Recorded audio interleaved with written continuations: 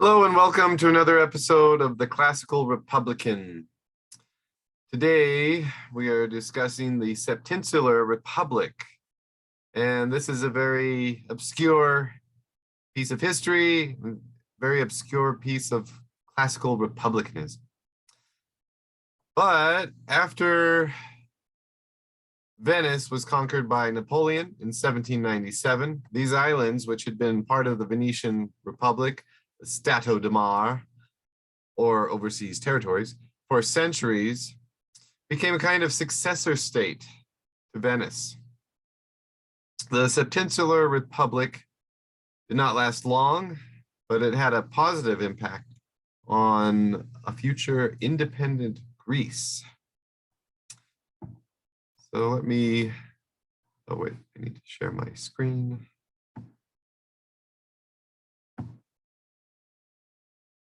And is it sharing?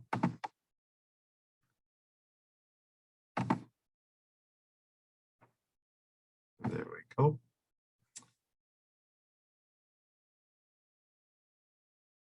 There we go. It's coming up. Okay, let me put slideshow up. Computer's being really slow. I'm beginning. Here we go. All right, so we're talking about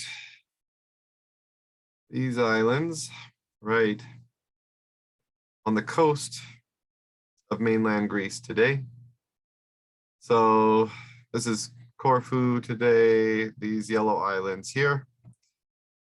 And they were all a part of the Stato di Mar, which is, so the overseas territory was administered a little bit differently than territories that were on the Italian peninsula.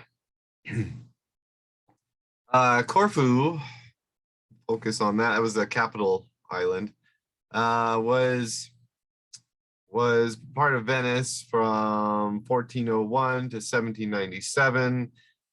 There's a great tune, a great oratorio that was composed by Vivaldi and that was to dedicate the siege by the Turks on Corfu in 1716. It was to celebrate a battle they didn't lose in a war they lost. And so Vivaldi composed Juditha Triumphans. All right, so that's where they were. This was their flag. And you can see that it was heavily based on the Venetian, the symbol of Saint Mark with the winged lion. Now this has both war and peace. The Venetian flag of war would be the lion holding a dagger. This one has arrows. And the Venetian flag of peace would have it holding a book with as you can see behind me, it's holding a book. The lion is holding a book that says, peace I give unto you, Mark, my evangelist.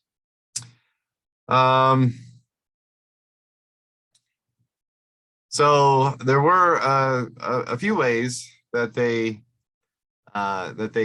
imitated the Venetian Republic.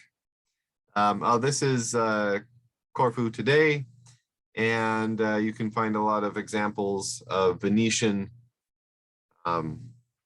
influence in the architecture. This is Yanis Kapodistrias. He lived from 1776 to 1831, and he was a part of organizing. So he was born during the Venetian rule. His family was part of the nobility.